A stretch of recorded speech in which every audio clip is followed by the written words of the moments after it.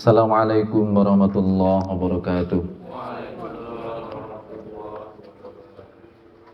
Innal hamdalillah nahmaduhu wa nasta'inuhu wa nastaghfiruh wa na'udzu bihi min shururi anfusina wa min sayyiati a'malina. May yahdihillahu fala mudilla lahu wa may yudlil fala hadiya lahu. Asyhadu an la ilaha illallah wa asyhadu anna Muhammadan abduhu wa rasuluh. Allahumma shalli ala Muhammad wa ala ali Muhammad, amma ba'd. Ayyuhal mu'minuna rahimakumullah, usikum wa iyaya nafsi bitaqwallah.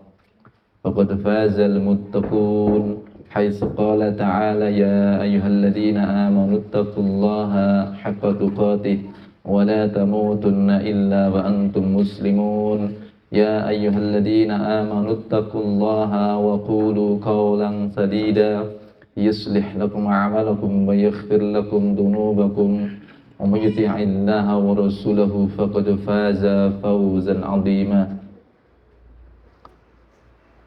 Muslimin muslimat, akhwati rasyadakumullah, alhamdulillah, puji dan syukur kita panjatkan kehadirat Allah Subhanahu wa taala atas limpah nikmat dan karunia-Nya, dan juga atas taufiknya kita diperkenankan untuk hadir melazimi apa yang sudah kita jadwalkan setiap hari Rabu. Alhamdulillah, apa yang terjadi adalah apa yang sesuai dengan apa yang kita rencanakan. Semoga ini adalah bagian dari tanda keridhaan Allah atas apa yang kita rencanakan.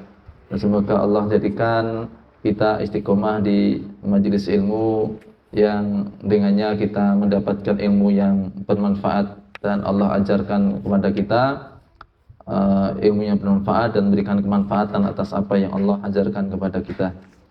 Pada duha ini kita lanjutkan kajian Riyadhus Shalihin, masih pada bab muraqabah. Kali ini hadis yang ketiga di bab muraqabah, atau hadis yang ke-62 dari hadis yang ada di kitab Riyadhus Shalihin. An Ibni Abbasin radhiyallahu anhuma qala kuntu khalfan nabiyyi sallallahu alaihi wasallam yawman faqala ya ghulamu inni u'allimuka kalimat ihfadillaha yahfadka ihfadillaha tajidhu tujahak idza sa'alta fas'alillah wa idza ista'anta fasta'in billah wa'lam annal ummata law istama'at ala ayyanfa'uka bi syai' lam yanfa'uka illa bi syai'in qad katabahu Allahu lak wa in istama'u ala ayyadurruka bi syai' lam yadurruka illa bi syai'in qad katabahu Allahu alaik. Rufi'atil aqlam wa jafatis suhuf. Rawahu Tirmidzi wa qala haditsun hasanun sahihun. Wa fi riwayatin ghairi Tirmidzi ihfadillaha tajidhu amamak ta'arraf ila Allah fir rakha'i ya'rifka fis shiddah wa'lam anna ma akhta'aka lam yakun liyusibak wa ma asabaka lam yakun liyukhti'ak wa'lam anna an-nasra ma'as sabr wa anna al-farja ma'al karb wa anna ma'al usri yusra. Hadis dari Ibnu Abbas radhiyallahu anhuma, beliau berkata, saya berada di belakang Rasulullah, membonceng Rasulullah SAW di suatu hari. Lalu beliau bersabda, ya ghulam, wahai ghulam, inni u'allimuka kalimat, aku akan mengajarkanmu beberapa kalimat. Ihfadillaha yahfadka, jagalah Allah, niscaya Allah menjagamu. Ihfadillaha tajidhu tujahak, jagalah Allah, niscaya engkau mendapati Allah di hadapanmu. Idza sa'altallah, idza sa'alta fas'alillah, kalau kamu meminta maka mintalah kepada Allah. Wa idza sta'anta fasta'in billah, apabila kamu memohon pertolongan maka mohonlah pertolongan kepada Allah.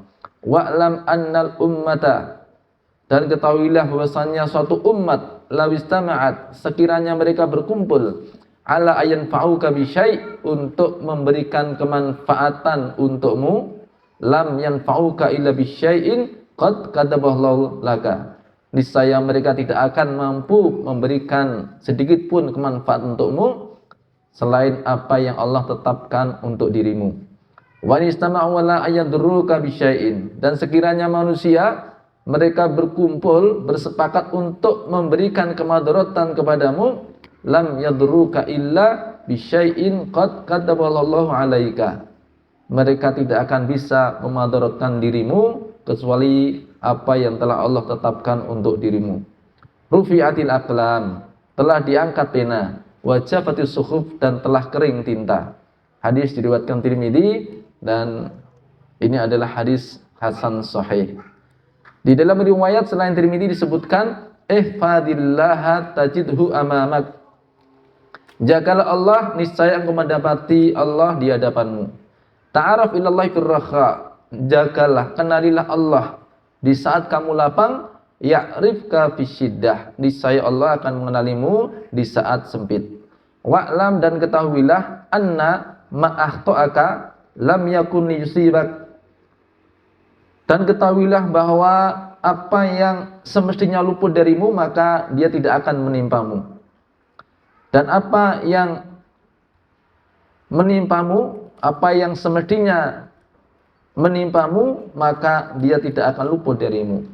Wa'lam, dan ketahuilah anan nasra ma'as sabr, bahwasanya pertolongan Allah itu bersama kesabaran. Wa annal farja ma'al karb, dan bahwasanya jalan keluar itu bersama kesedihan, ya. Wa anna ma'al usri yusra, dan bahwa bersama kesulitan itu ada kemudahan. Ini hadis yang sangat banyak sekali faedah-faedahnya. Kalimat yang potongnya itu mengandung pengertian sangat luas, ya. Bagaimana karakter dari sabda Rasulullah itu adalah kalimatnya pendek tapi maknanya dalam, ya. Baik, hadis ini diriwayatkan oleh Ibnu Abbas, yang dimaksud adalah Abdullah bin Abbas. Kunyahnya adalah Abul Abbas, yang insyaallah semua sudah sangat familiar dengan nama ini. Beliau yang didoakan Rasulullah, Allahumma faqihu fiddin wa 'allimhu ta'wil. Ya Allah, pandaikan ia ilmu agama dan ajarkan kepadanya ilmu ta'wil. Hingga pada gilirannya beliau menjadi khairu turjumanil Quran, sebaik-baik penafsir Al-Quran. Beliau juga dijuluki Al-Habru, orang yang betul-betul pakar, ya. Orang yang betul-betul pakar, ya. Juga Al-Bahru, ya. Al-Habru, Al-Bahru, Al-Habru itu artinya dia orang yang pakar dalam masalah ilmu. Kemudian Al-Bahru maksudnya adalah lautan, yakni yang dimaksud lautan ilmu, ya. Beliau adalah lautan ilmu karena keluasan ilmunya dalam segala bidang ilmu syar'i, ya. Beliau dalam hal tafsir disebut sebagai khairu turjumanil Quran. Di dalam hal hadis beliau ranking kelima dari banyaknya periwayatan hadis yang diriwayatkan oleh para sahabat, ya. Ranking kelima setelah Abu Hurairah, kemudian Abdullah bin Umar, kemudian Anas bin Malik, kemudian Aisyah radhiyallahu anha, lalu sahabat ini yakni Abdullah bin Abbas. Sebanyak 1660 hadis yang diriwayatkan oleh Abdullah bin Abbas radhiyallahu anhuma. Nah, dari sini kita mengetahui seberapa perkiraan umur dari Ibnu Abbas ketika dia bercerita, kuntu khalfan Nabi, saya berada di belakang Rasulullah, bonceng Rasulullah maksudnya, di suatu hari. Faqala, lalu beliau bersabda, ya gulam, wahai gulam, ya. Gulam itu usia ya kira-kira anak usia SD atau sampai menjelang masuk SMP, ya. Umur 9 tahun, 10 tahun, 11 tahun, ya. Maka hal ini pula yang dikatakan oleh orang-orang dari Bani Najjar ketika menunjukkan kebolehan dari Zaid bin Sabit, ya. Salah satu generasi dari Bani Najjar yang mereka anggap sangat punya potensi kecerdasan luar biasa sehingga disampaikan kepada Rasulullah. Ya Rasulullah, hadza gulam min Bani Najjar, qad qara'a ma unzila ilaika sab'asyarah surah. Ya Rasulullah, ini seorang remaja dari Bani Najjar. Ya. Umurnya 11 tahun ketika itu Zaid bin Sabit, dia sudah menghafal 17 surat yang Allah turunkan kepada Anda. Nah, itu perkiraan gulam itu seumuran itu. Ada yang mengatakan bahwa di ketika ini beliau berumur 9 atau 10 tahun. Ya. Ada yang mengatakan masih kurang dari itu. Ini menunjukkan betapa juga Rasulullah mengetahui potensi dari Ibnu Abbas sehingga beliau mempercayakan apa-apa yang menjadi nasihat-nasihat beliau itu dijaga oleh siapa? Abdullah bin Abbas. Ya, dengan ucapan ini u'allimuka kalimat. Aku akan mengajarkanmu beberapa kalimat. Yakni memang Ibnu Abbas ini sengaja oleh Rasulullah itu diberi nasihat-nasihat yang itu nanti tentunya liyuballighish syahidul ghaib, orang yang datang, orang yang ketemu Rasulullah, yang mendengar dari Rasulullah itu supaya menyampaikan kepada yang tidak hadir, kepada yang tidak datang. Ya. Ketika Rasulullah menyampaikan kepada Ibnu Abbas, karena nantinya ini sekaligus amanah dari Rasulullah kepada Ibnu Abbas. Nanti kamu sampaikan kepada yang lain. Ya. Dan kalimat ketika beliau mengatakan ya gulam, ini diantara intibah bil qaul.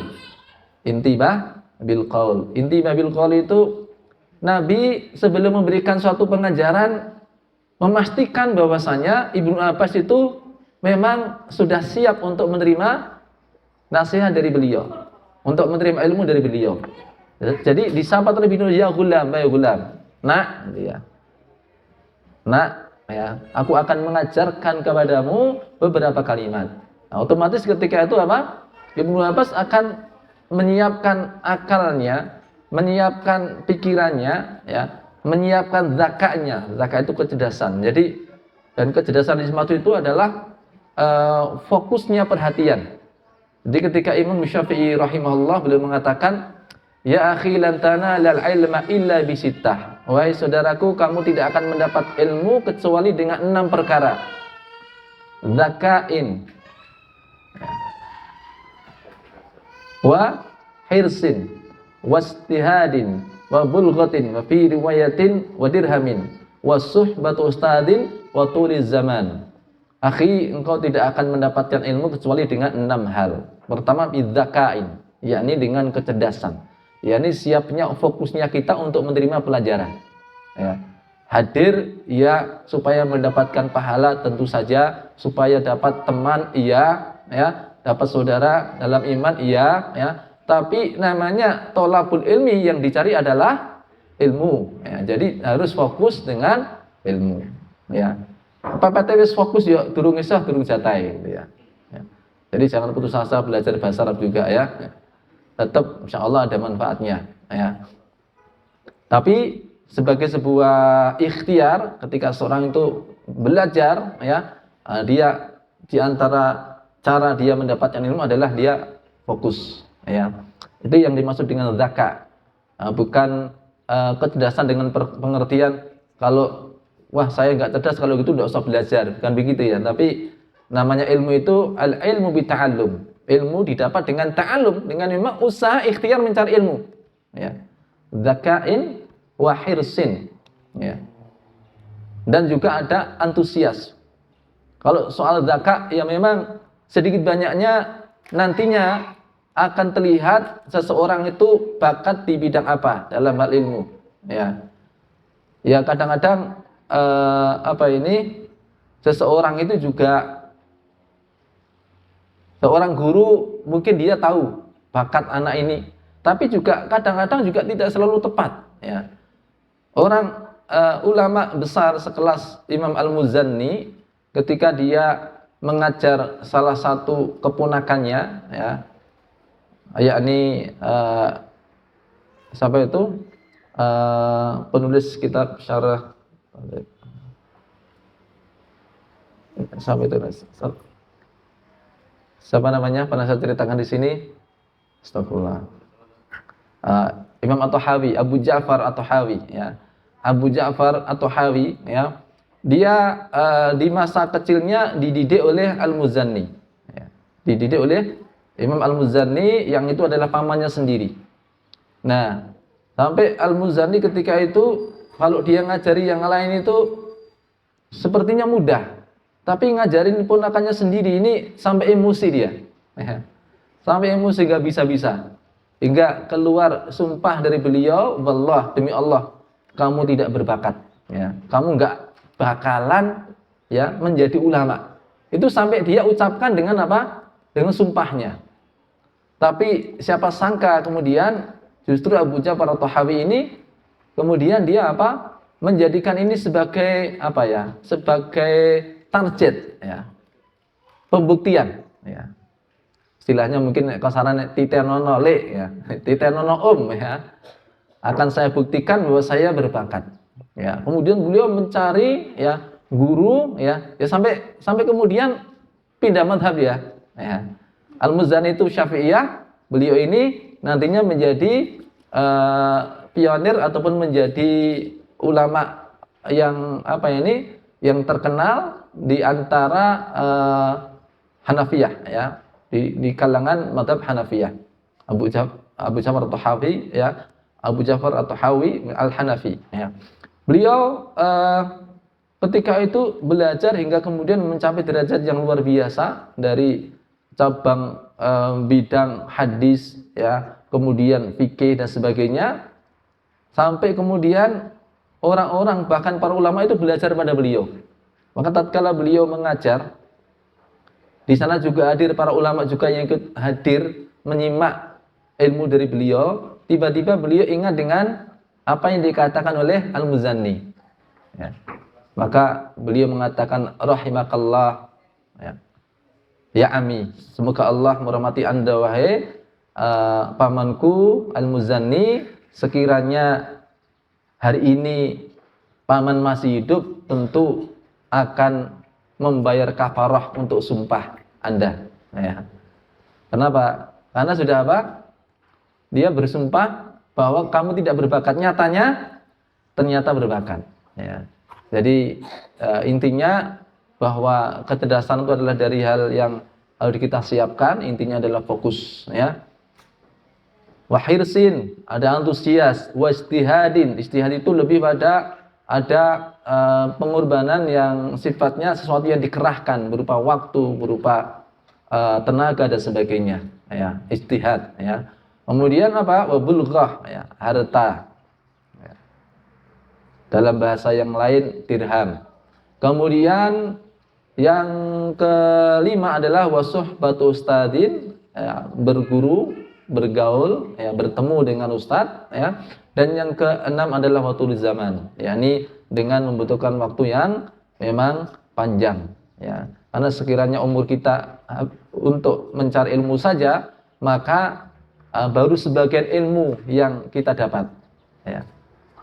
Seandainya seluruh waktu kita kerahkan untuk ilmu, itu belum semua ilmu bisa kita raih. Baru sebagian kecil dari ilmu yang kita raih, ya. Apalagi kalau kita hanya menyisihkan beberapa sedikit waktu saja dari umur kita, maka ya tidak akan banyak ilmu yang bisa kita raih. Karena ilmu butuh tulu zaman, butuh waktu yang panjang, ya. Baik. Warahmatullahi. Jadi ini inti bil qaul, sapaan Rasulullah kepada Ibnu Abbas, dia gulam, supaya dia fokus dengan apa yang akan disampaikan Rasulullah. Ini mengikuti juga apa yang Allah ajarkan kepada Rasulullah SAW dan juga kepada kaum muslimin semuanya ketika hendak memberikan satu instruksi, ya, itu menggunakan intibah juga. Di antaranya dengan kalimat ya ayyuhalladzina amanu, itu intibah bil qaul, ya. Intibah bil qaul, menarik perhatian, ya, yang diseru supaya fokus dengan apa yang hendak disampaikan, ya. Bahkan ada 89 ayat diawali dengan ya ayyuhalladzina amanu. Dan ada satu ayat di mana kalimat ya ayyuhalladzina amanu terletak di tengah. Ada yang hafal? Ayat yang mana ini? Ya ayyuhalladzina amanu letaknya di tengah, bukan di awal ayat. Ayat yang mana? Kalau pas khutbah nggak tidur, insya Allah sudah pernah mendengar lah ya. Innallaha wa malaikatahu yusalluna ala nabi ya ayyuhalladzina amanu sallu alaihi wa sallimu taslima. Itu ayat yang ada ya ayyuhalladzina amanu tapi letaknya di tengah, bukan di awal ayat. 89 yang lain itu letaknya di awal ayat. Itu intibah bil qaul. Ya. Makanya kata Abdullah bin Mas'ud, kalau Allah menyeru ya ayyuhalladzina amanu, maka hai orang-orang yang beriman, ya, pasang baik-baik telinga kamu. Perhatikan baik-baik firman Rabbmu, karena akan ada perintah untuk dikerjakan atau akan ada larangan untuk ditinggalkan. Ini intibah. Kadang intibah itu dengan qaul, ada dengan bil fi'li, dengan apa? Perbuatan, ya. Gebrak meja gitu ya. Atau apa? Di forum-forum tertentu mungkin ada cara duduk yang disiapkan, ya, itu namanya intibah. Seperti Rasulullah ketika hendak memberikan nasihat kepada Abdullah bin Umar, ya, dikatakan oleh Abdullah bin Umar, akhoda apa itu kata beliau, akhoda Rasulullah SAW bimangkibai, ya, Rasulullah satu kali memegang kedua pundakku, ya. Satu kali Rasulullah memegang kedua pundakku. Nah, ini intibah bil fi'li. Ya, Nabi begitu pegang pundak dari Abdullah bin Umar, wah, ini akan ada instruksi, akan ada perintah. Nah, itu diantara cara pengajaran yang diajarkan Rasulullah, termasuk ketika dia berkata pada Ibnu Abbas, ya gulam, wahai anak, ya, sesungguhnya aku akan mengajarkan kamu beberapa kalimat. Nah, berarti tidak hanya satu kalimat, satu kata, sehingga harus lebih fokus lagi ini apa yang akan didengar oleh Ibnu Abbas. Apa itu? Satu kalimat yang sangat indah sekali. Beliau mengatakan ihfadillaha yahfadka. Jagalah Allah, niscaya Allah menjagamu. Ya. Ada syarat, ada jawab syaratnya. Syaratnya apa? Ihfadillah, jagalah Allah. Jawabnya yahfadka. Yakni kalau memang kamu menjaga Allah, maka balasannya adalah Allah akan menjagamu. Ya. Apa makna dari ihfadillah, jagalah Allah? Tentu ini bukan karena Allah lemah, bukan pula untuk melindungi Allah dari bahaya, ya. Karena Allah ghaniyun, ya. Allah tidak membutuhkan itu semua. Ya. Allah itu as-samad. Seluruhnya bergantung kepada Allah dan Allah tidak bergantung pada siapapun. Maka makna ihfadillah itu adalah, ya, makna ihfadillah itu maknanya adalah jagalah, ya,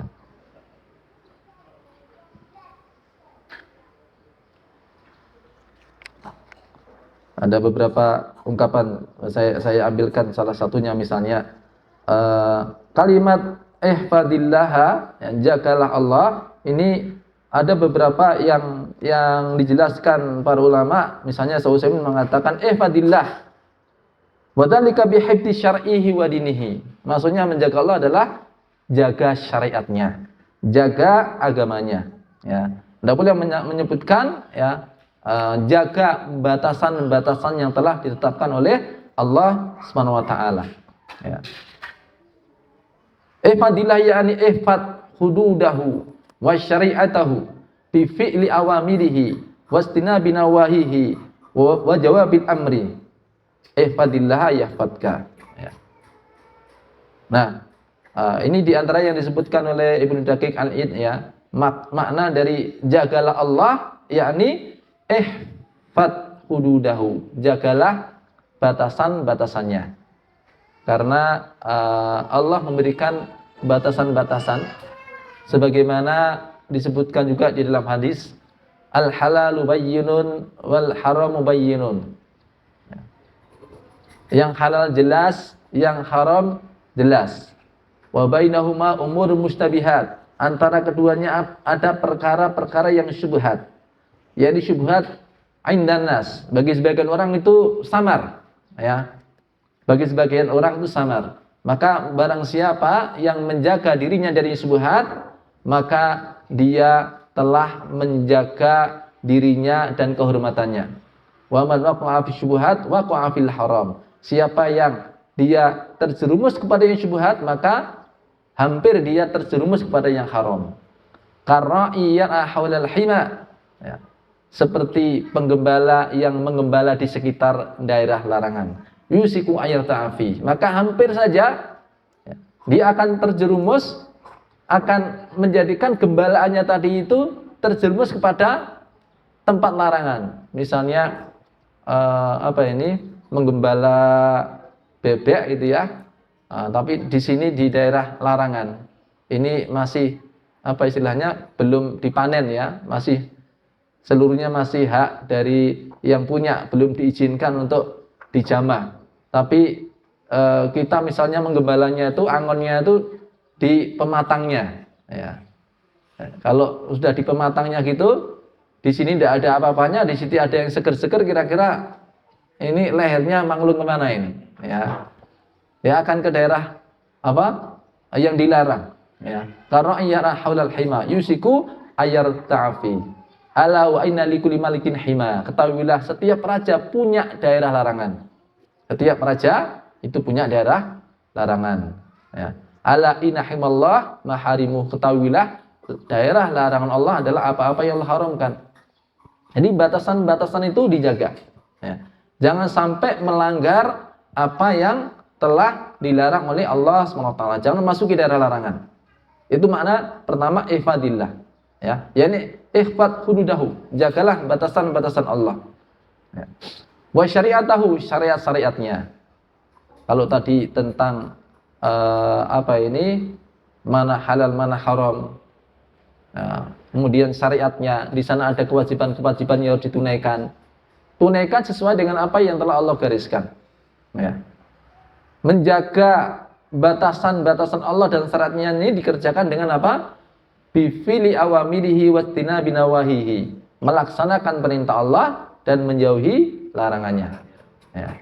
Ini syaratnya. Syaratnya adalah ihfadillah. Kamu jaga Allah. Jaga syariatnya. Jaga batasan-batasannya. Jaga apa-apa yang Allah perintahkan, hendaknya kamu kerjakan. Jaga jangan sampai kamu terjerumus kepada apa-apa yang Allah larang. Wa jawabul amr, jawaban dari perintah tadi, perintah ihfadillah, karena mungkin akan terbesit dalam benak seseorang ketika ada yang memberikan nasihat ihfadillah, jagalah Allah. Akan terbesit itu. Terus kalau saya menjaga Allah, apa yang saya dapat? Ya, yahfadka. Niscaya Allah menjagamu. Ini jawab syaratnya. Ya. Jawabnya adalah niscaya Allah menjagamu. Ya. Lalu apa makna dari Allah menjagamu? Apa yang didapat ketika seseorang menjaga syarat-syarat Allah? Nah, dari nasihat Rasulullah ini bisa kita pahami, ini bagian dari apa yang Allah janjikan, ya. Apa yang Nabi kabarkan. Selagi seseorang mau menjaga Allah, menjaga syariat-syariatnya, menjaga agamanya, maka yahfadka, Allah akan menjagamu. Apa itu? Ya. Yakni fi dinika wa ahlika wa malika wa nafsika. Allah akan menjaga agamamu, Allah akan menjaga keluargamu, Allah akan menjaga hartamu, Allah akan menjaga nyawamu. Ya. Dan ini penjagaan Allah itu ya sesuai dengan kehendak Allah. Ya. Ada kalanya Allah menjaga nyawa seseorang, ya. Ada kalanya juga Allah menjaga keimanannya, ada kalanya juga Allah menjaga keluarganya. Ala kulli hal, kalimat yahfadka niscaya Allah menjagamu, itu bisa bermakna apa? Penjagaan Allah, hifdzuhu lahu fi masalihi dunyahu. Penjagaan dari sisi kemaslahatan dunia. Ya. Allah menjaga badannya sehingga dia tetap sehat, ya. Atau keutuhan fisik itu, kekuatan fisik yang terjaga sampai lama itu juga bisa jadi di antara apa? Bagian dari penjagaan Allah. Ya. Misalnya disebutkan Asma bintu Abu Bakar yang berumur nyaris 100 tahun itu tidak ada giginya yang tanggal, ya, nggak ada giginya yang rontok satupun, gitu ya. Ada yang umur 90 tahun, ya, itu pikirannya masih bening, dia masih bagus hafalannya, dia masih terjaga dari kepikunan. Itu juga diantara cara Allah menjaga, ya. Walaupun tidak selalu dalam bentuk itu, tapi itu juga bisa jadi merupakan bagian cara Allah menjaganya. Ya, dalam hal kemaslahatan dunia, ya. Masuk menjaga keselamatan juga. Ada orang-orang yang ketika dia menjaga haknya Allah, juga kemudian Allah menjaganya dari kesialan, gitu ya. Maka Allah itu memiliki malaikat-malaikat yang ditugaskan untuk menjaga mereka. Lahum aqibatun min baini yadayhi wa min khalfihi yahfazunahu min amrillah. Jadi ada malaikat-malaikat yang ditugaskan, ya, untuk menjaga manusia, baik menjaga dari depan maupun dari belakang, sesuai dengan apa yang Allah perintahkan, ya. Ini penjagaan yang pertama, penjagaan dari sisi apa? Kemaslahatan duniawi, termasuk penjagaan terhadap anaknya. Ini seperti yang kita dapatkan di kisahnya Khidir, ya. Ketika dia mengatakan wa kana abuhuma sholihah, tentang dua anak yatim yang hartanya dijaga oleh Allah. Khidir mengatakan wa kana abuhuma sholihah, ayah keduanya adalah seorang yang saleh. Ya, kesolehan dari seseorang itu sampai-sampai menjadikan keluarganya dijaga oleh Allah. Bukan saja anaknya langsung, ya, karena di dalam tafsir Ibnu Katsir disebutkan bahwa ini bapak yang ketujuh, ya, bapak yang ketujuh.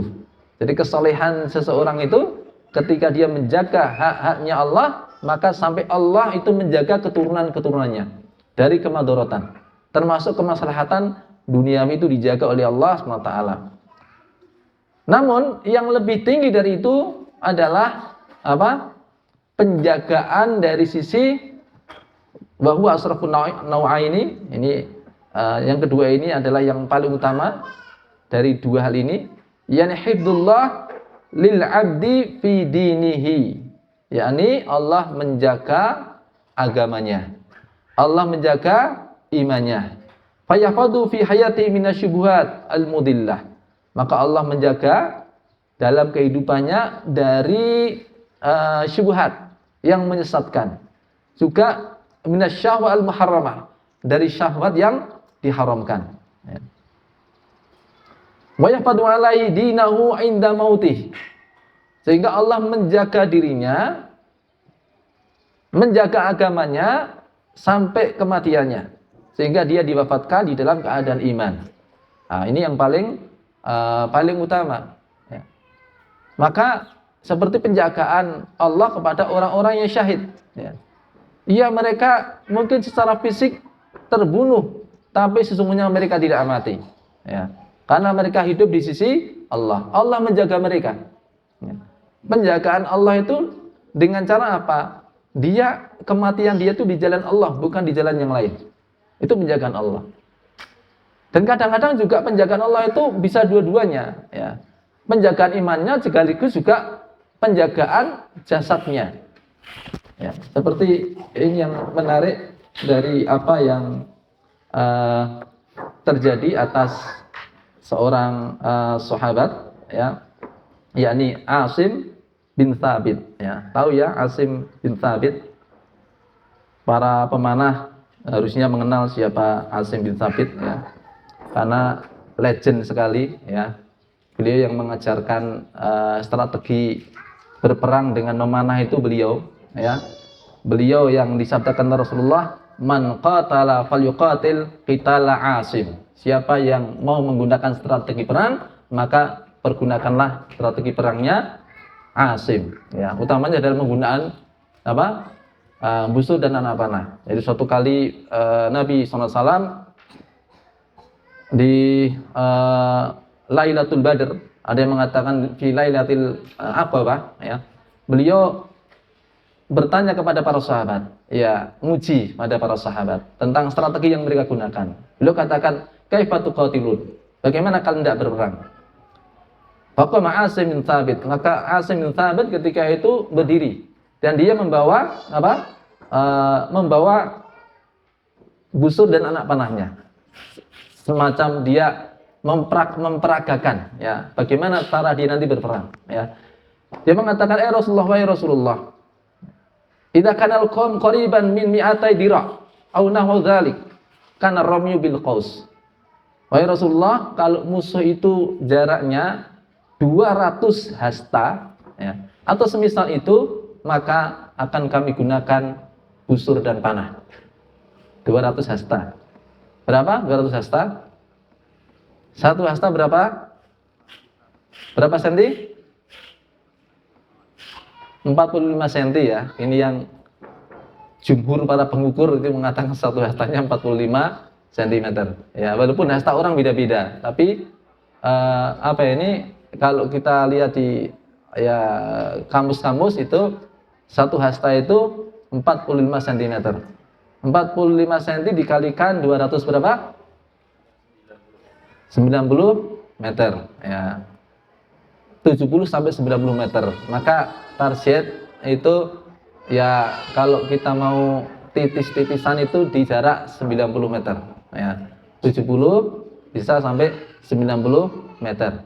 Ya, jadi kalau musuh dengan jarak itu ya, maka kami gunakan apa? Busur dan anak panah. Ya. Meskipun juga mungkin pernah lihat ada film ya, film ketika apa ini sebelum menghujani anak panah itu diukur dengan anak panah dulu, ya. Sampai mana jangkauan anak panah tersebut, dia menancap. Kemudian ketika apa ini pasukan musuh itu melewati apa anak panah yang tertancap itu, kemudian sudah mulai dihujani dengan anak panah. Karena ya, walaupun itu agak beda lagi, itu adalah apa yang disebut dengan ghulwah ya. Ghulwah itu jarak masih memungkinkan atau efektif memanah ya. Itu dengan jarak 300 sampai 400 hasta ya. 300 sampai 400 hasta. Berapa berarti? 135 sampai 180 meter. Itu jarak ghulwah ya. Jarak efektif panahan ya. Kalau titisan ya 90 meter gitu ya. Tapi kalau apa ini tadi menghujani anak panah, orangnya banyak gitu ya. Nah, itu bisa apa? Ya bisa jarak ghulwah tadi ya, sekitar 135 sampai 180 meter ya. Nah, Asim bin Thabit ini dia apa ini pernah berdoa kepada Allah ya. Beliau berdoa kepada Allah supaya dijaga jasadnya ya. Dia mengatakan Allahumma inni hamaitu dinaka awalan nahar fahmili lahmi akhirahu. Ya Allah, aku telah menjaga agamamu di awal siang, yakni di pagi hari. Maka jagalah jasadku di sore harinya, ya, di petang harinya, di akhir hari ya. Nah, kenapa beliau berdoa seperti itu? Karena di saat perang Uhud, ya, beliau itu berhasil membunuh tokoh Quraisy, ya, yang ternyata kakak beradik, sampai menjadikan ibunya, ya, namanya Salafah bintu Sa'ad, dia punya nazar, ya, punya nazar siapa yang bisa dia katakan siapa yang bisa untuk memberikan menyerahkan tengkoraknya, ya, tengkorak dari apa? Asim bin Thabit, karena dendamnya dia yang membunuh anak-anaknya, ya, siapa yang akan bisa menyerahkan tengkoraknya, siapa? Asim bin Thabit yang nantinya mau digunakan untuk minum khamr, ya. Jadi tengkoraknya mau dijadikan sebagai apa? Gelas, ya, untuk minum khamr, ya. Maka dia janjikan dengan janji yang sangat sangat menggiurkan, gitu ya. Akan diberi apa ini penghargaan yang besar dari salafah ini.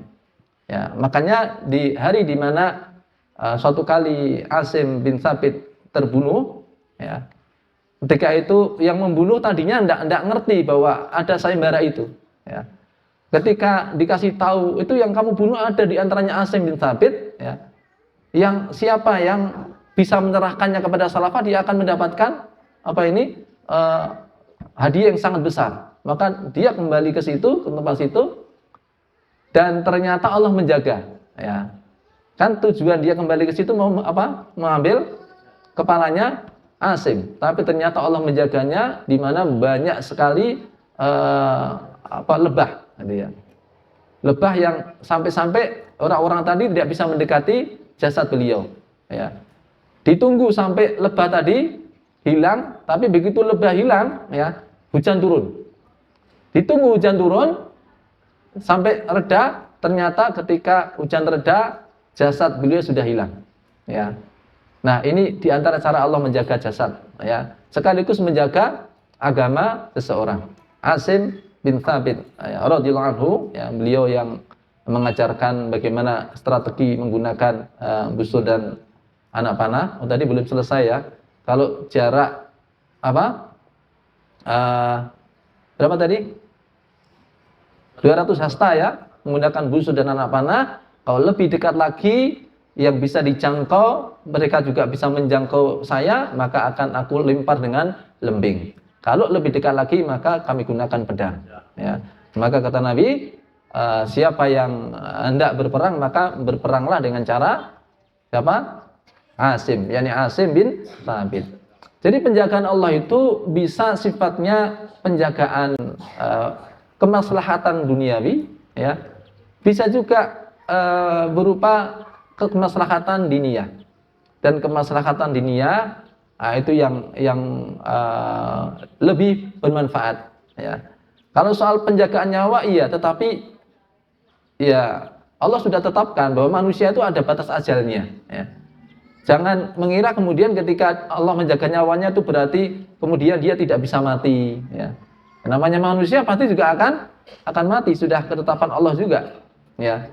Tapi di momen-momen tertentu kadang Allah menyelamatkan seseorang itu juga karena apa? Karena dia menjaga agamanya Allah. Ada juga orang yang udah umur 90-an tahun, ketika berada di kapal, kapalnya sudah mendarat, tetapi ketika itu kebakaran, ya, hingga kemudian dia langsung loncat dari atas kapal yang sangat tinggi, ya, ternyata aman-aman saja, ya.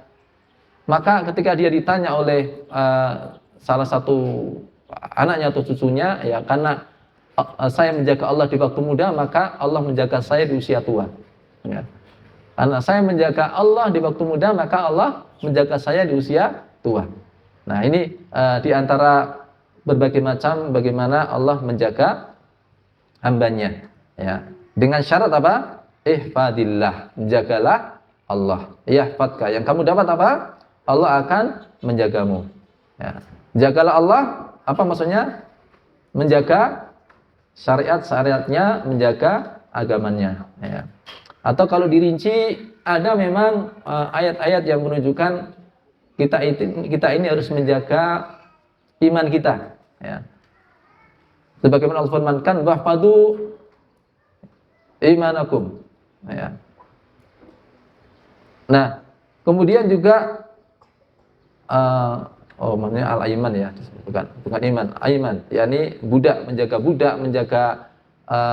orang-orang menjadi tanggungannya, menjaga ras wal batan, ya, menjaga kepala, menjaga apa?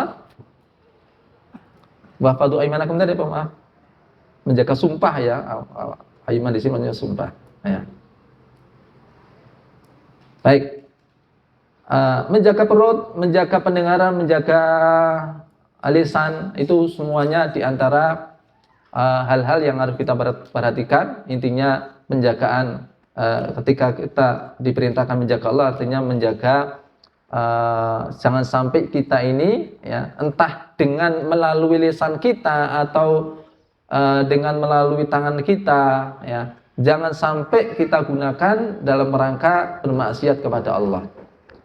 Dan bahkan semua potensi yang Allah berikan kepada kita semuanya kita dedikasikan dalam rangka untuk berkhidmat kepada Allah, mengabdi kepada Allah. Itu diantara makna dari ihfadillah.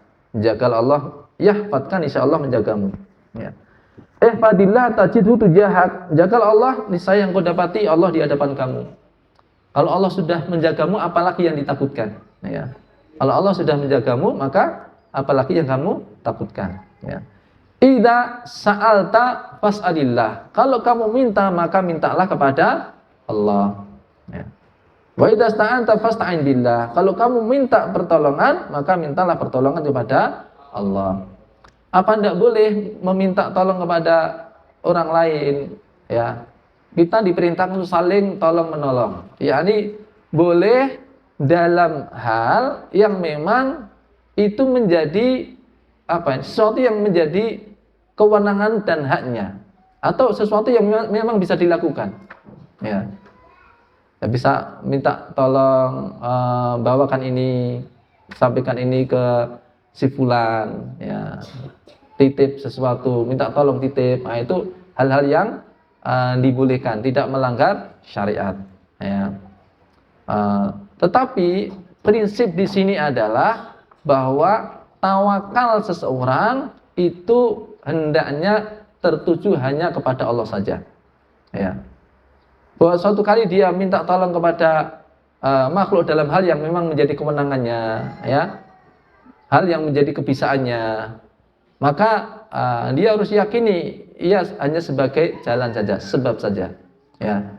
Sedangkan yang memutuskan, ya, apakah itu terjadi atau tidak terjadi itu adalah Allah SWT ya berobat ya kemudian juga apapun itu berikhtiar untuk mendapatkan harta ya dia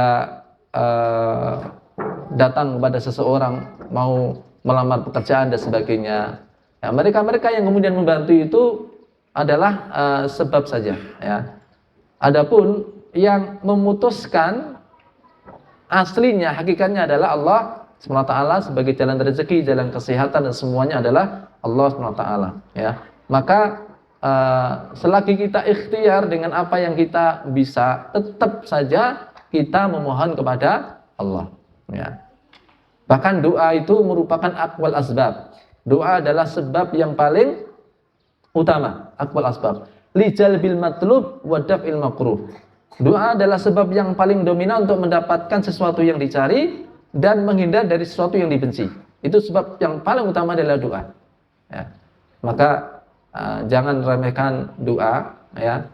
Kita mampu berikhtiar atau jalan sudah mentok dengan ikhtiar. Ya. Kapanpun itu kita tetap selalu doa. Itu kita usahakan. Ya. Memang Allah itu tahu kebutuhan hambanya. Yang seandainya hamba tidak minta pun, ketika Allah tahu hamba itu membutuhkan dan itu baik baginya, Allah akan memberikan. Ya. Tetapi kita ini ikhwar sadakumullah, pengakuan kita kepada Allah sebagai hamba yang fakir ilallah itu merupakan suatu nilai ibadah tersendiri. Ya. Pengakuan kita, ya, bahwa kita ini fakir, ya, fakir ilallah, membutuhkan Allah, ya.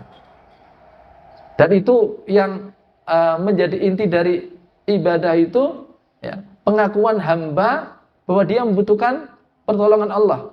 Itu yang disukai oleh Allah. Yang kalau seorang hamba tidak mau berdoa kepada Allah, Allah menjadi murka kepadanya. Malam yas'alillah yaghdab alaih. Siapa yang tidak meminta kepada Allah, maka Allah murka kepadanya. Karena hamba ini berarti apa? Istighna, ya. Dia itu merasa tidak butuh kepada Allah. Merasa tidak butuh kepada Allah, yang karenanya Allah murka, ya.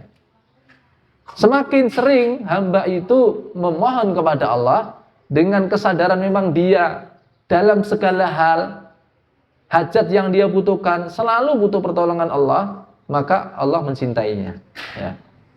Ini bedanya kalau kita minta pada makhluk, mintanya terus-terusan, yaitu apa? Delap gitu ya. Bosan yang diminta itu. Tapi ketika karena memang Allah itu Ghaniyun Hamid, Allah Maha Kaya, ya. Allah juga memberi kepada siapa yang Dia kehendaki, maka semakin sering seorang hamba meminta kepada Allah, maka Allah semakin mencintainya, ya. Karena hamba itu berarti sadar dia memang butuh kepada Allah. Dia tidak bisa tanpa Allah dalam hal apapun. Dia tidak bisa berpaling dari pertolongan Allah, ya. Makanya sampai hamba itu dia mengatakan wala takilni ila nafsi tarfata'in, dan janganlah engkau serahkan urusanku ya Allah kepada diriku sendiri walau sekejap mata, ya.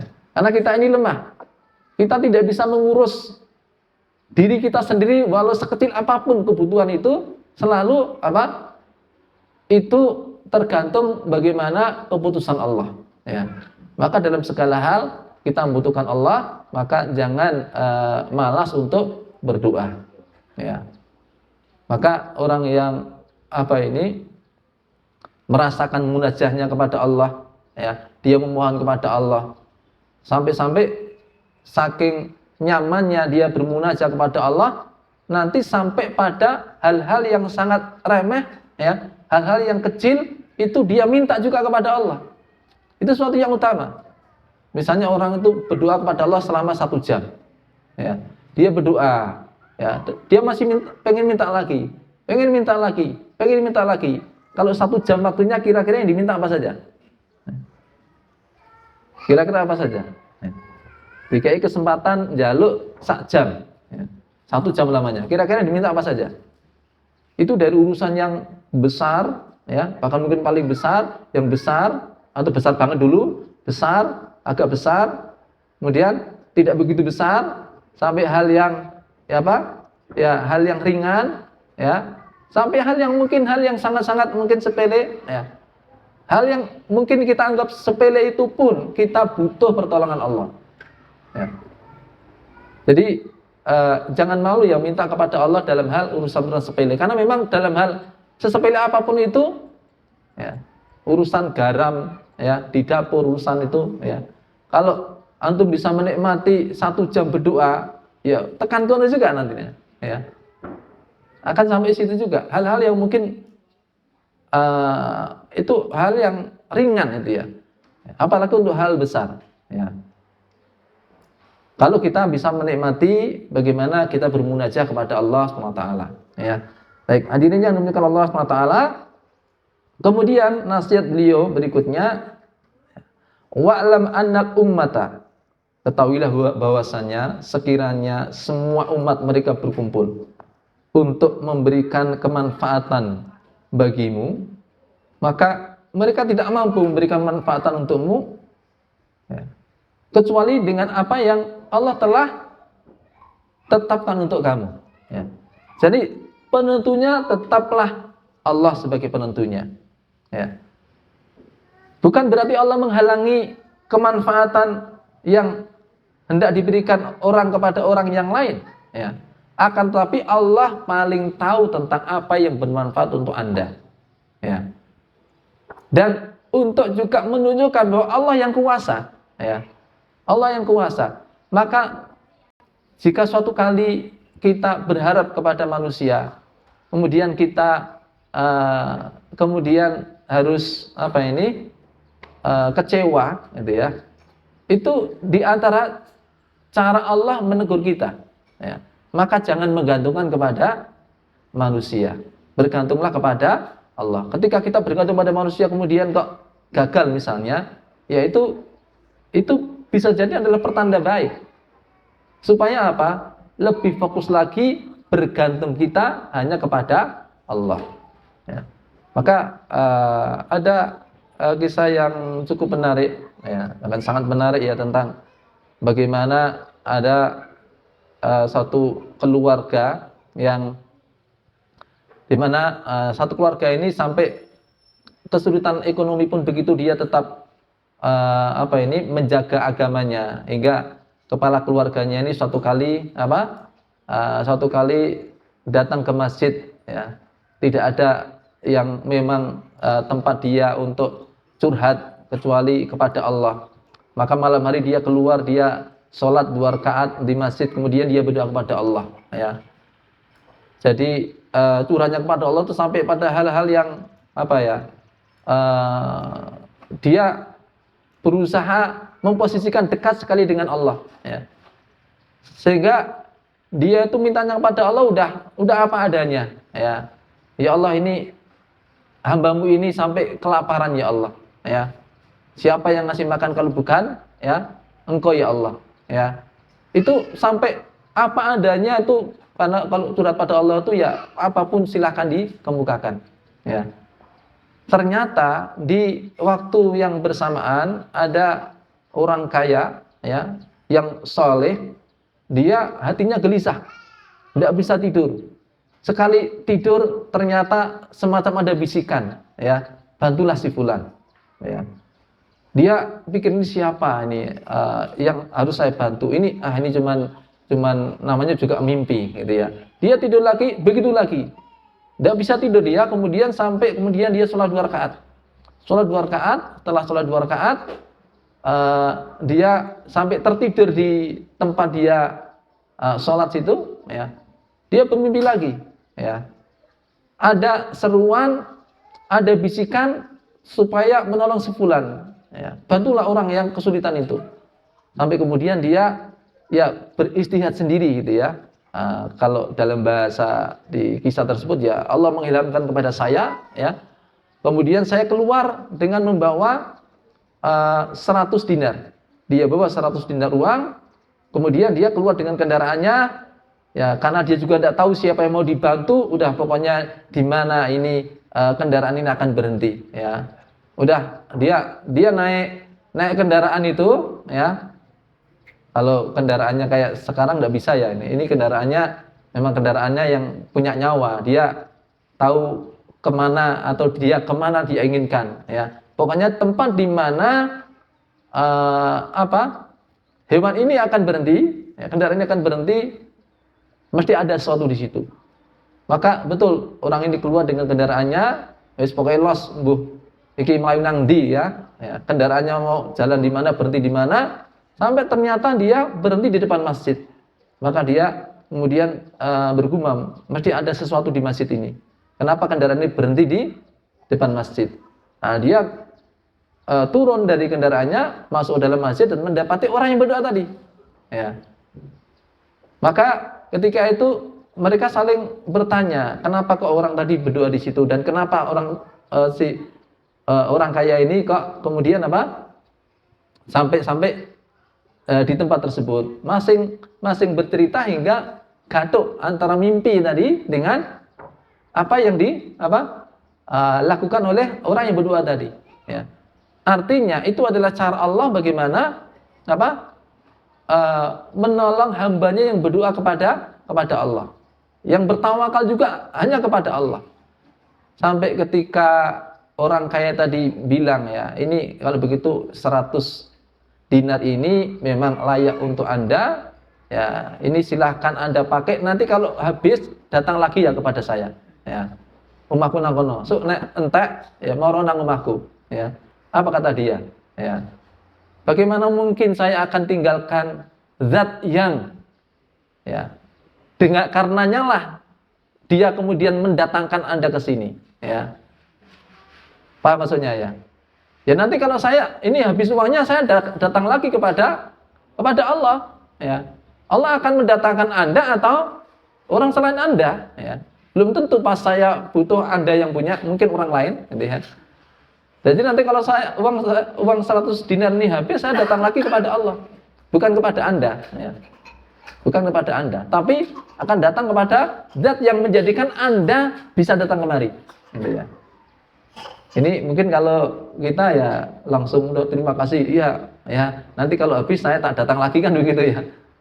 Ya enggak ya. Kalau saya nanti uangnya habis, saya datang lagi pada Allah, dan Allah akan mendatangkan orang yang ya bisa jadi Anda, bisa jadi selain Anda ya. Tapi yang jelas yang bisa apa? Yang Allah kehendaki menjadi sebab ya tercapainya apa yang saya minta kepada Allah SWT. Nah ini di antara bagaimana orang-orang bertawakal kepada Allah, dan dia yakin kalau sekiranya manusia semuanya berkumpul memberikan kemanfaatan untuk dirinya, kalau memang Allah nggak menghendaki, nggak akan bisa. Begitupun juga sebaliknya, sekiranya semua manusia berkumpul untuk mendatangkan kemadharatan ya kepada dirimu, nggak akan terjadi kecuali apa yang telah Allah tetapkan ya. Maka sampai kemudian ditutup dengan kalimat apa?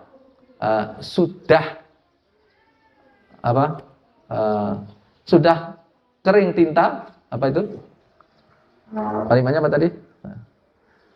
Urufiatil aqlam, pena sudah diangkat ya. Yani sudah tercatat, pena sudah diangkat dan sudah kering tinta. Artinya semua ketetapan sudah ada di sisi Allah. Jadi termasuk rezeki itu tiap-tiap makhluk, tiap-tiap manusia itu jatahnya berapa, itu semua sudah ada ketetapannya. Ya, makanya kalau ada yang untuk mendapatkan sesuatu itu diriwangi nanti jengking-jengking gitu ya, jilat-jilat ya ada sebagainya, itu nggak akan menambah apa yang sudah Allah tetapkan, babar belas, ya, nggak akan menambah.